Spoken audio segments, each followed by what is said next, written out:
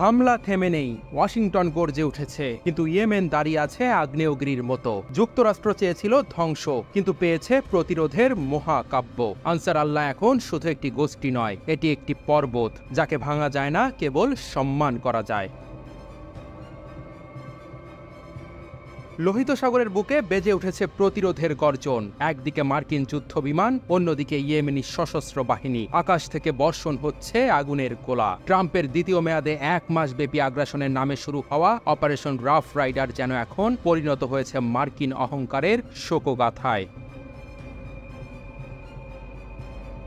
America ভেবেছিল বিমান বাহিনীর রণতরী ইউএসএস হ্যারি এস ট্রুম্যান আর কার্ল ভিনসন যখন আকাশে আগুন ছুড়বে তখন আনসার আল্লাহ হাঁটু গেড়ে বসবে। অথচ বাস্তবতা হলো ইয়েমেনি সশস্ত্র বাহিনী আজও লোহিত সাগরের ঢেউয়ের মতোই গর্জে ওঠে। আঘাত হানে ইসরায়েলি জাহাজে, গুড়িয়ে দেয় মার্কিন ড্রোন।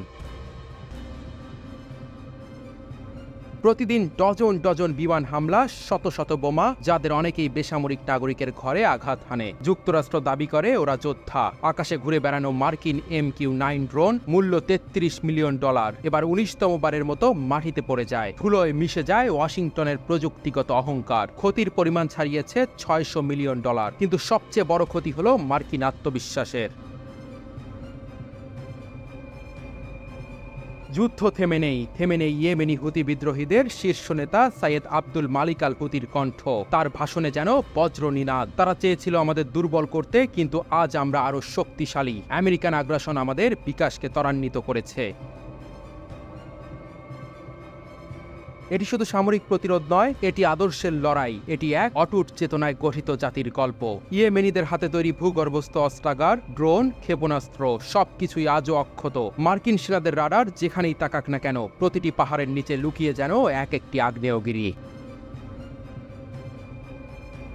মাত্র 3 সপ্তাহেই মার্কিন ব্যয় $200 মিলিয়ন ছাড়িয়েছে, এবং এই মাসের শেষে তা 1 বিলিয়নের গণ্ডি পেরোতে চলেছে। অথচ আটলান্টিক কাউন্সিল স্বীকার করেছে এই গোষ্ঠীর স্থিতিশীলতা ও কৌশলগত অভিযান ক্ষমতাকে অবমূল্যায়ন করা হবে এক মারাত্মক ভুল।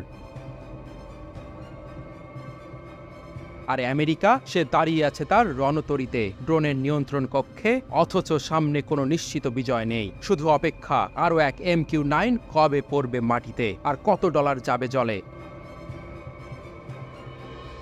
এ লড়াই যুদ্ধের নয়, এ লড়াই মনোবলের। আকাশ থেকে আগুন নামলেও আনসার আল্লাহ আজও দাঁড়িয়ে আছে, মাথা নত নয়। হৃদয়ে জ্বলছে প্রতিজ্ঞা, যদি মৃত্যু আসে তা হোক স্বাধীনতার পেছনে, যদি বিজয় আসে তা হোক ইতিহাসের বুক চিরে।